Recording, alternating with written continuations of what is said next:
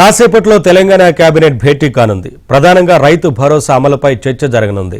సంక్రాంతి నుంచి రైతు భరోసాను అమలు చేయాలన్న ఆలోచనలో ప్రభుత్వం ఉంది. ఇప్పటికే మంత్రివర్గ ఉపసంఘం దీనికి సంబంధించిన విధి విధానాలపై కసరత్తు చేసింది. పంట వేసిన ప్రతి రైతుకు రైతు భరోసా పథకాన్ని అమలు చేయాలని మంత్రివర్గ ఉపసంఘం సమావేశంలో ఇందుకోసం రైతుల నుంచి మళ్లీ దరఖాస్తులు స్వీకరించాలని మంత్రివర్గ ఉపసంఘం అభిప్రాయపడింది. ఈ అంశాలన్నింటిపై కేబినెట్ భేటీలో చర్చించనున్నారు.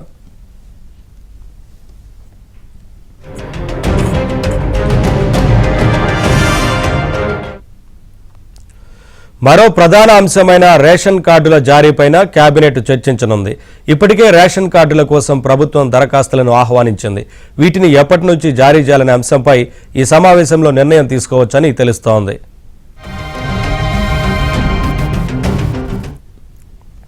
అప్డేట్స్ మా కరెస్పాండెంట్ నరసింగరావు లైవ్ ద్వారా అందిస్తారు. నరసింగరావు, ఒకవైపున రేషన్ కార్డుల జారీ అంశం కావచ్చు, మరొక వైపున ఈ రైతు భరోసా విషయానికి సంబంధించి కీలక నిర్ణయం తీసుకునే అవకాశం ఉన్నట్లు తెలుస్తా ఉంది కదా, ఏంటి వివరాలు?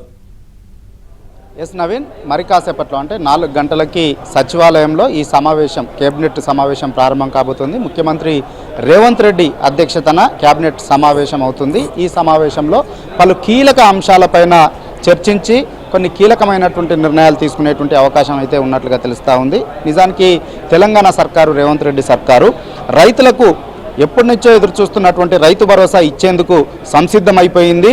ఈ సంక్రాంతి పండుగ నుంచే రైతుల ఖాతాల్లో రైతు భరోసా సొమ్ముల్ని, డబ్బుల్ని వేయాలని చెప్పి ఇప్పటికే డిసైడ్ అయిపోయింది. అందుకు సంబంధించినటువంటి నిధులను కూడా సమీకరించుకుంది. ఇక వేయడమే తర్వాయి. అయితే ఎవరికి రైతు భరోసా వేయాలి, ఏమైనా నిబంధనలు పెట్టాలా, ఏ విధంగా ముందుకు వెళ్ళాలి దీనిపైన అనేటువంటి దానిపైన కొన్ని ప్రతిపాదనలు తయారు చేసి ప్రభుత్వానికి అందించడం కోసం ఒక కేబినెట్ సబ్ కమిటీని నియమించింది బట్టి విక్రమార్క నేతృత్వంలో, డిప్యూటీ సీఎం బట్టి విక్రమార్క నేతృత్వంలో.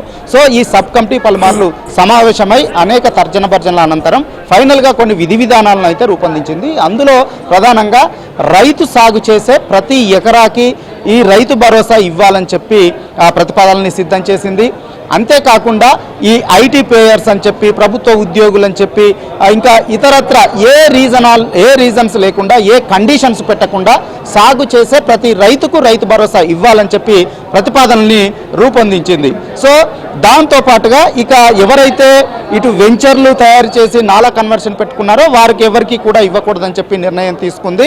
సో దాంతోపాటుగా ఇప్పుడు రైతు భరోసా ఇవ్వాలని చెప్పి నిర్ణయం తీసుకుంటున్నటువంటి నేపథ్యంలో రైతులు ఎవరెవరు ఏ సర్వే నెంబర్లలో, ఏ భూముల్లో ఎంత పంట, ఏ పంట వేశారో దరఖాస్తు రైతు భరోసా కోసం పెట్టుకోవాలని చెప్పి రైతుల నుంచి దరఖాస్తులు స్వీకరించాలని చెప్పి ఒక ప్రతిపాదనని కూడా సిద్ధం చేసింది. సో వీటన్నింటిపైన కూడా ఈరోజు కేబినెట్లో చర్చించబోతా ఉంది. కేబినెట్ సమావేశంలో చర్చించబోతా ఉన్నారు. ఫైనల్గా ఒక నిర్ణయాన్ని తీసుకొని సో ఎప్పటి నుంచి రైతు భరోసా ఇవ్వాలనేటువంటి దానిపైన ఒక కీలకమైనటువంటి నిర్ణయాన్ని ఈరోజు కేబినెట్లో తీసుకునేటువంటి అవకాశం ఉంది. ఇక దాంతో పాటుగా తెలంగాణ ఏర్పడినప్పటి నుంచి ఇప్పటి వరకు కూడా కొత్త రేషన్ కార్డుల ప్రక్రియ అనేటువంటిది, జారీ ప్రక్రియ అనేటువంటిది జరగలేదు. గత బీఆర్ఎస్ 10 ఏళ్ల పాలనలో కూడా కొత్త రేషన్ కార్డుల కోసము చాలామంది ప్రజలు దరఖాస్తులు చేసుకున్నారు.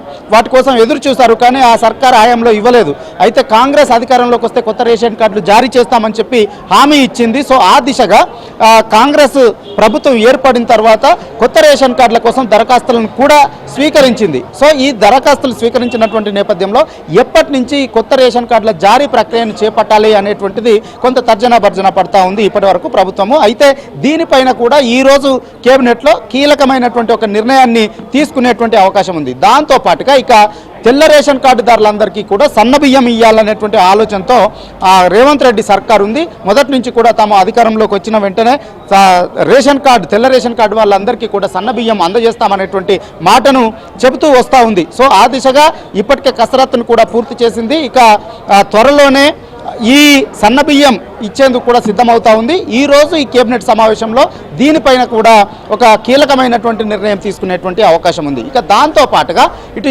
యాదగిరి గుట్టకి తిరుమల తిరుపతి దేవస్థానం వల్లనే ఒక పాలక మండలి బోర్డును ఏర్పాటు చేయాలనేటువంటి నిర్ణయానికి ప్రభుత్వం వచ్చింది. 20 మందితో పాలక వర్గాన్ని ఏర్పాటు చేసి వైటీటీడీ బోర్డును ఏర్పాటు చేయాలని చెప్పే ఆలోచనతో ఉంది. దానిపైన కూడా ఈరోజు కేబినెట్లో ఒక కీలకమైనటువంటి నిర్ణయాన్ని తీసుకునేటువంటి అవకాశం ఉంది. ఇదే కాకుండా ఎన్నికల సమయంలో వ్యవసాయ కూలీలు ఎవరైతే ఉన్నారో వారికి ఏడాదికి 12,000 రూపాయల సహాయాన్ని అందజేస్తామని చెప్పి కాంగ్రెస్ పార్టీ చెప్పింది. సో కాంగ్రెస్ సర్కారు అధికారంలోకి వచ్చినటువంటి నేపథ్యంలో రేవంత్ రెడ్డి ప్రభుత్వం ఈ దిశగా కూడా వారికి సాయం చేసేటువంటి దిశగా కూడా ఆలోచన చేస్తూ ఉంది. సో దానిపైన కూడా ఈరోజు సమావేశంలో చర్చించేటువంటి అవకాశం ఉంది. ఇక దాంతో పాటుగా ఈ ఏడాది ప్రతి నియోజకవర్గానికి 3,500 ఇందిరమ్మ ఇండ్లు ఇవ్వాలని చెప్పి డిసైడ్ అయింది. ఇప్పటికే దరఖాస్తులను స్వీకరించింది. అంతేకాకుండా లబ్ధిదారుల ఎంపిక ప్రక్రియను కూడా చేస్తూ ఉంది. అయితే ఈ ఇందిరమ్మ ఇండ్లకు సంబంధించి వారికి తక్కువ ధరలో ఇసుక ఇచ్చే విధంగా, సబ్సిడీ మీద సిమెంట్ ఇచ్చే విధంగా కూడా ఆలోచన చేస్తూ ఉంది ప్రభుత్వం. సో ఆయా ప్రాంతాల్లో ఉన్నటువంటి వాళ్ళకి ఉచితంగా ఇసుకను సరఫరా చేసేటువంటి దానిపైన కూడా కొన్ని ఆలోచనలు చేస్తూ ఉంది. సో దానిపైన కూడా ఈరోజు కేబినెట్ సమావేశంలో చర్చించి ఒక కీలకమైనటువంటి నిర్ణయాన్ని తీసుకునేటువంటి అవకాశం ఉన్నట్లుగా తెలుస్తూ ఉంది. దాంతోపాటుగా రేపు రాబోయేటువంటి స్థానిక సంస్థల ఎన్నికల్లో బీసీ రిజర్వేషన్లకు సంబంధించి ఒక నిర్ణయం తీసుకోవడం కోసము ఒక డెడికేషన్ కమిషన్ను ఏర్పాటు చేసింది. డెడికేషన్ కమిషన్ కూడా వివిధ వర్గాల నుంచి సమాచారాన్ని సేకరించింది. అంతేకాకుండా కులగణన కూడా ప్రభుత్వం పూర్తి చేసింది. దీనిపైన కూడా చర్చించి దీనిపైన ఒక నిర్ణయాన్ని తీసుకునేటువంటి అవకాశం ఉంది. వీటితో పాటుగా దాదాపుగా 22 అంశాలపైన ఈ రోజు కేబినెట్లో చర్చించబోతా ఉన్నారు. Naveen, thank you.